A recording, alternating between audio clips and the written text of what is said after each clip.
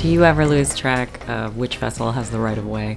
Let me simplify it for you in 2 rules. I am Captain Boomies, professionally salty for 20 years, and I make videos on the internet about boats. Because the algorithm's constantly trying to make me feel bad about myself, please like, subscribe, comment, do those things, and I'll keep making videos.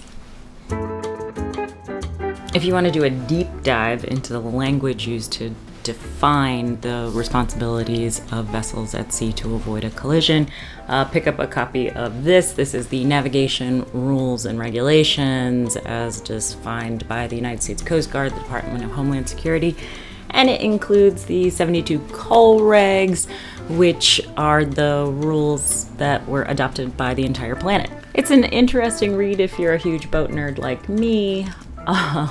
Or if you're going for your captain's license, this is required reading. Some of the rules are long and take up multiple pages, and some of the rules are short, like rules number 11. Rules in this section apply to vessels in sight of one another. But if you're one of my typical students that really is only going to ever be taking out their small pleasure craft, you really only need my 2 rules. Rule number 1, avoid a collision early and at all costs, or else it's everyone's fault. Everyone's fault. And rule number 2, the more maneuverable vessel is the give-way vessel. But what does give way mean? Which boat has the right of way? Okay, let's talk about right of way. Right of way implies that somebody is in the right. And if you remember my rule number 1, everyone's fault. Nobody is right if there's a collision. And the Coast Guard agrees with me. They put it in this book. So instead, we use the term stand-on and give-way vessel. If you are the stand-on vessel, you're required to maintain your course and speed to the best of your ability. It's not right-of-way, it's stand-on. The reason it's not right-of-way is because if the stand-on vessel, after a while of holding their course and speed, still thinks there's going to be a collision, they have to take action to avoid a collision anyway. Rule number 1. The give-way vessel is the one that is obligated to alter either their course or their speed or both in order to make an early adjustment to avoid a collision. And you want it to be an obvious change. They actually talk about that in here too, so that the other vessel knows that you have made an adjustment, you're aware of the fact that you're the give-way vessel, and you're going to avoid a collision. Because rule 1. Okay, let's review. Stand-on vessel, hold your course and speed. Give-way vessel, go around. So stand-on vessel has the right of way, except if there's still going to be a collision, and then they are obligated to change their course and speed anyway. How do you know whether you're the stand-on or give-way vessel? Well, you go to rule number 2, which is a question of maneuverability. Are you the more maneuverable vessel? Then you are the give-way vessel. A tanker in a narrow channel is not very maneuverable. So you're gonna stay out of his way, or her. Sailboaters can't sail directly into the wind. They have a whole slice of pie that they can't travel in, which makes them less maneuverable. So if you're in a little motorboat, the sailboat is less maneuverable than you are, and you have to avoid them. Oh, so that's the reason they zigzag in front of you. Yes, that is why they zigzag in front of you. You got it. Okay, but what about 2 of the same boats? So a sailboat versus a sailboat, or a powerboat versus a powerboat. Let's start with sailboats. The rules are starboard over port and leeward over windward. But those are still just extrapolations of my rule number 2 of maneuverability. And in order to explain that, though, we have to back up a little bit, and I have to explain where the term starboard came from in the first place. Once upon a time on, I don't know, rickety old Viking ships or something, the steerboard was the contraption sticking off the side of the boat and was used to steer your boat. The steerboard.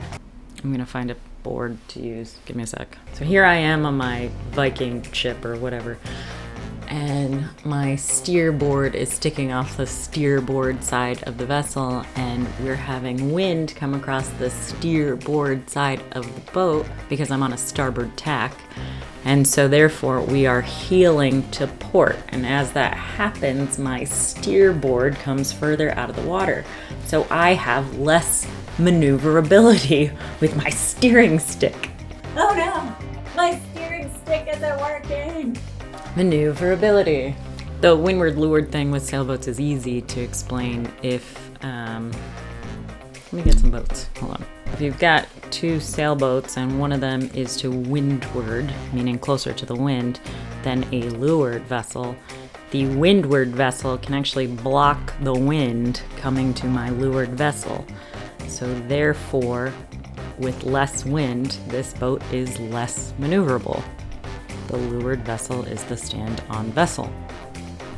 And this one has to get out of his way.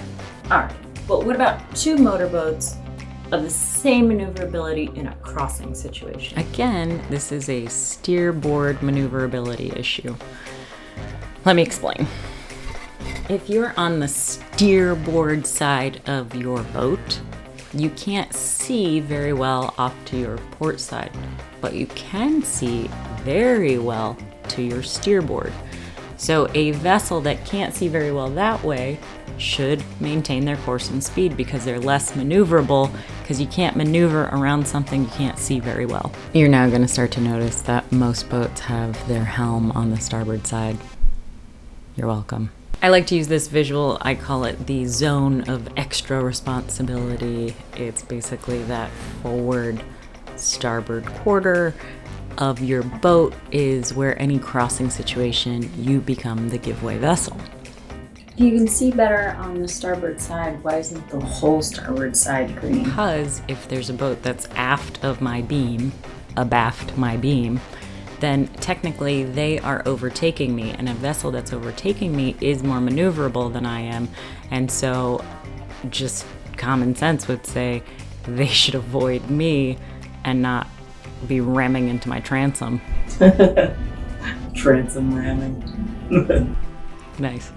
There is one more maneuverability issue that I haven't talked about, and that is seaplanes and submarines. And technically, they are the ultimate giveaway vessel because they have a whole extra dimension in which they can travel, which makes them a lot more maneuverable than any other boat out there.